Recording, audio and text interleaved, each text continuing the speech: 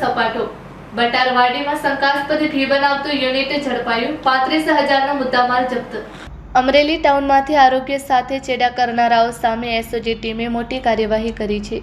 Police મહાનિરીક્ષક RV Asari અને SP Sanjay ખરાતના માર્ગદર્શન હેઠળ એસઓજી પીઆઈ બીજી ઈસરાણીની ટીમે બટારવાડી શેરી નંબર 1 માતંગી નિવાસ ખાતે દરોડો પાડ્યો।